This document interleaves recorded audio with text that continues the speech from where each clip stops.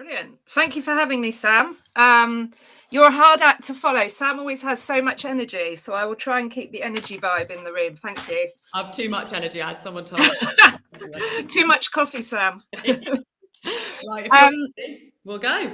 So thank you for having me this morning. I think I'm a good person to kind of kick off because I'm going to talk a bit about myself and my career journey, but I'm going to also talk a bit more broadly. I predominantly work in museums and galleries, so just to give a bit of a flavour. And I know later you've got the fantastic Talia Best-Forbes speaking from the Natural History Museum, and maybe other people from the museum sector as well. So just to introduce myself, my name is Rachel, and I've been working in museums and galleries for the past 25 years. And today I'm going to talk about my career journey, some of the places I've worked in, explain a bit more about what I do, and how you could work in museums and galleries too. There are so many jobs, and maybe you don't know about them. And hopefully you will go away today with a better idea. So I thought I would start by embarrassing myself slightly. This is me on the very far left. I'm age 15, so I might be the same age as some of the people on this call today.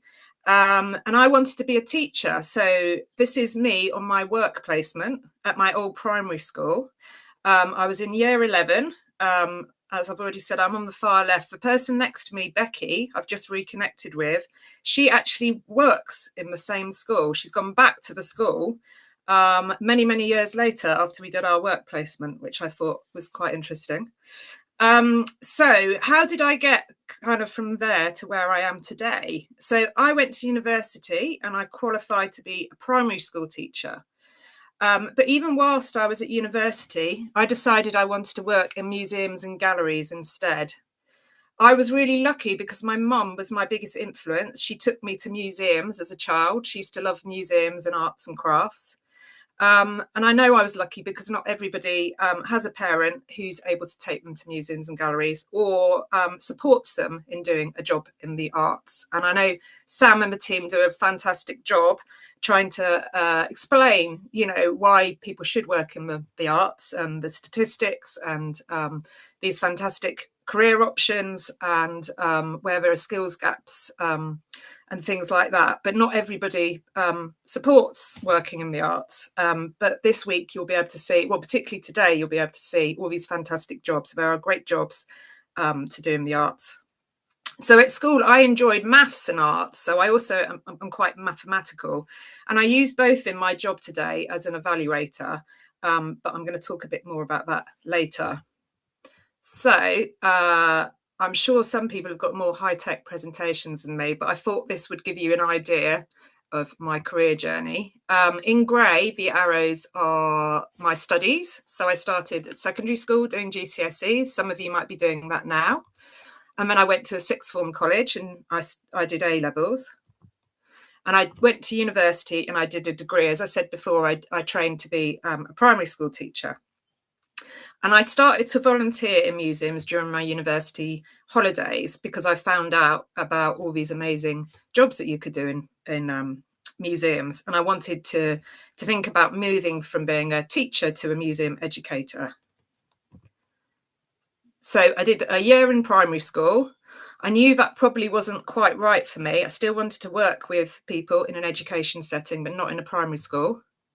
So I went back to university and I did a master's degree in museum studies, which is quite niche. And later I'll talk a bit about there are lots of different routes into working in museums. You don't have to do a master's degree, but that's what I did. I got my first museum job. I actually moved all the way from Southampton up to Burnley in Lancashire for my first job. And then since then, I've done loads of museum jobs. I'm going to show you some places I've worked at shortly.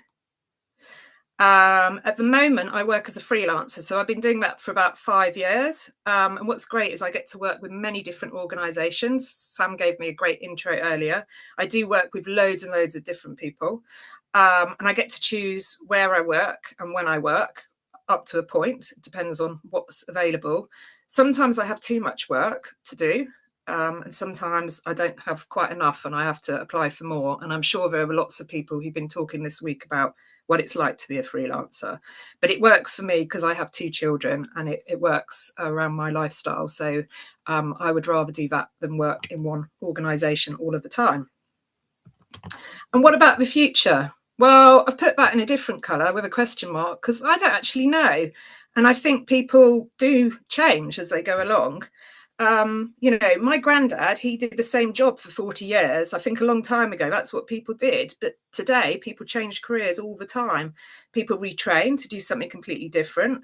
And so, I hope that those people who are making choices, my son has to make his GCSE option choices in the next couple of weeks, don't feel as much pressure to make the right choices now, because you can change your mind. And I just wanted to say that because I think that's really important. And I'm also currently working with someone, mentoring someone who's nearly 60, and she is amazing. She's doing a BA in fine art because she always wanted to be an artist since she was a teenager, but it's just taken her a long time to get there. So as I said, you can change what you do. And so I don't quite know what I'm going to do in the future. I know what I'm doing now for the next few months. So I think that's exciting. I said before that my route into museums and galleries was very traditional via university, but there are other ways to get a job in museum or galleries, including paid traineeships,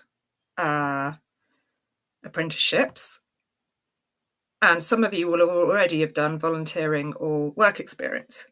I do advocate, where possible, that organisations should pay young people to come in, but you will do a school work placement, or maybe you will do a volunteering thing where people will provide travel and food and things like that. And to get a bit of experience, I did volunteering.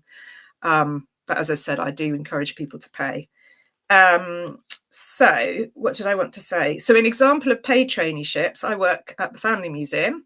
And we have some traineeships that are specifically for care experienced young people.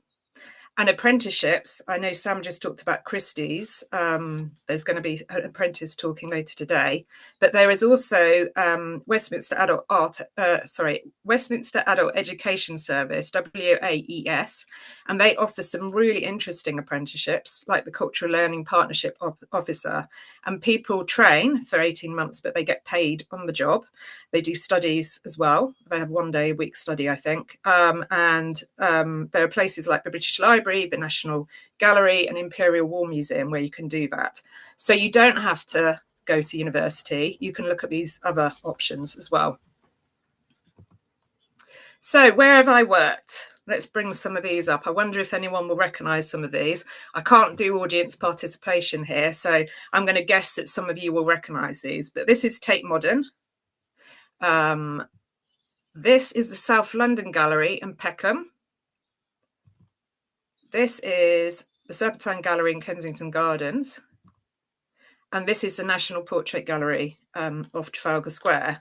So these are some of the places I've worked at. These are all in London. 2 of them are big national museums. 2 of them are small independent museums. So museums and galleries vary ginormously. I've also worked outside of London in places like the Bass Museum and in Mid Pennine Arts in Burnley. I imagine there are some people on the call today who are not in London, and there are loads of fantastic museums and galleries all around the country.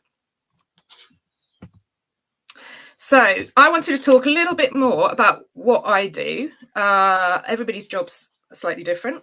So my job title, what I call myself, is a freelancer for arts education and evaluation. And an example of the education work I do is a bit like what your teachers do, but in museums and galleries. So in the past, I've worked with schools, families, young people, community groups, and this is just one project I thought I would talk about briefly. And for this project, I work with the public arts organisation Art on the Underground. So they literally do what they say. They put art all over the underground.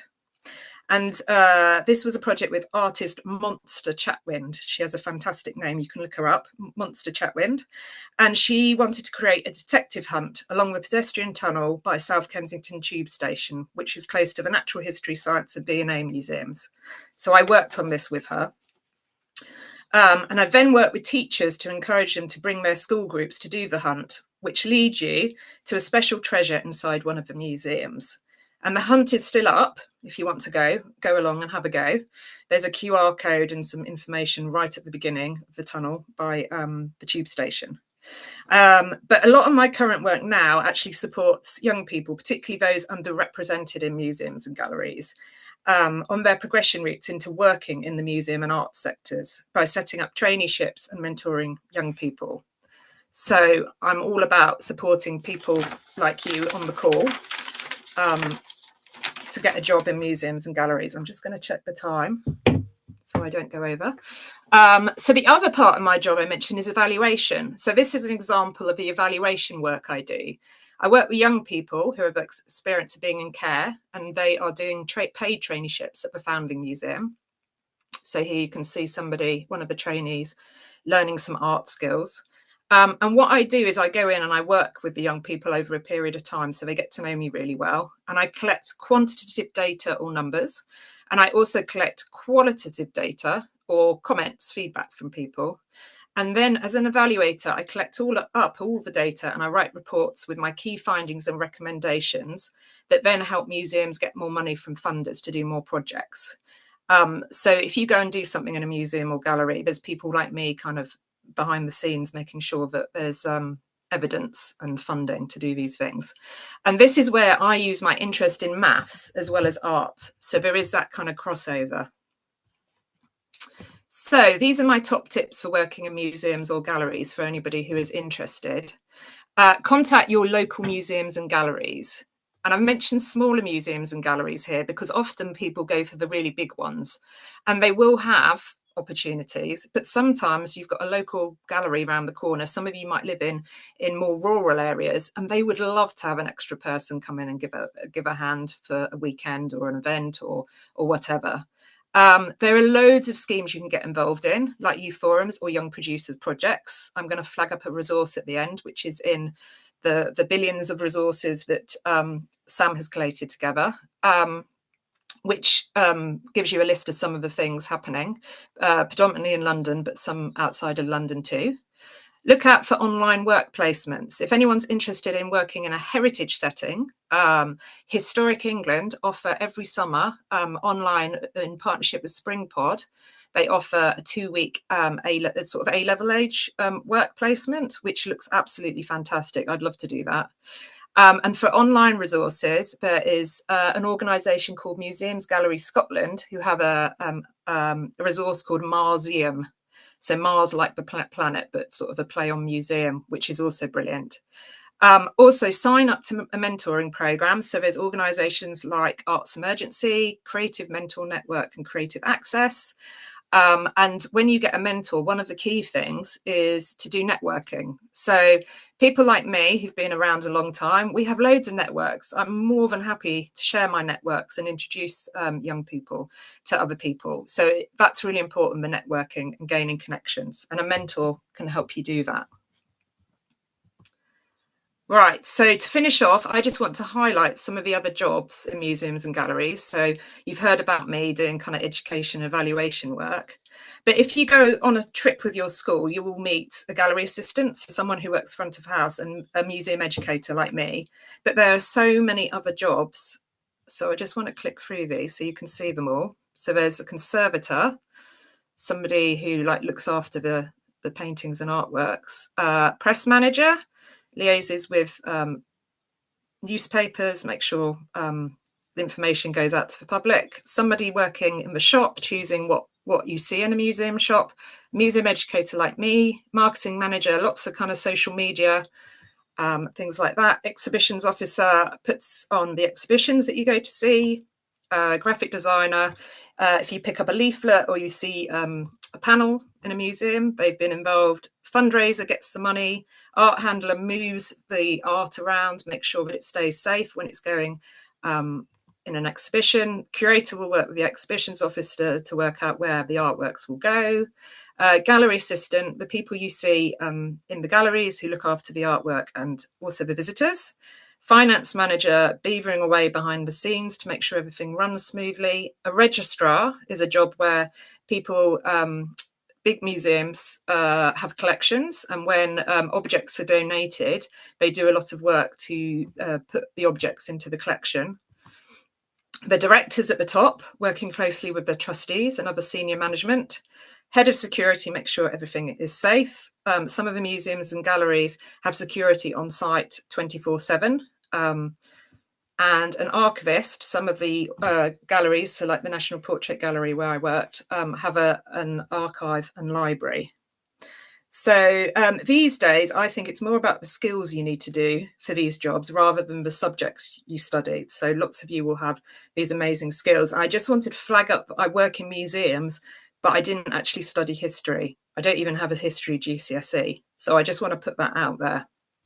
And very finally, because I don't want to go over, these are 2 resources that I've worked on, which are in Sam's big long list. I just wanted to flag these up. This is a toolkit I wrote for the Group for Education in Museums, GEM, on work experience, work placements and inclusive pathways for young people. It's predominantly aimed at people kind of like me who work in museum learning, who want to a bit more support to enable offers, to enable them to offer work-based opportunities for other young people to come in. But if you have a look through it, there's some case studies. It will give you an idea of what some museums and galleries are offering. And the Creative Careers resource I wrote a while ago for Freelance contains all sorts of information. So if you want to know about getting discounted exhibition or theatre tickets, or where you can approach to be part of a youth collective, or where you can do a paid traineeship or apprenticeship, or even become a youth trustee and have and help organisations with the governance and make those kind of decisions right at the top as part of the trustees board. So that's all for me. Just to say thanks for listening. I hope you enjoy the rest of the talks today, and maybe I'll meet you when you're working in museums and galleries in the future. Amazing. Rachel, thank you so much. What a presentation to start with. That was amazing. Also, I love that diagram, the spider diagram of all the jobs. I didn't know half those jobs existed, so I feel much more educated. Thank you so much. Right, so Rachel, I am actually going to make you an attendee, but I just want to say thank you so much for a fantastic presentation. I'll see you soon.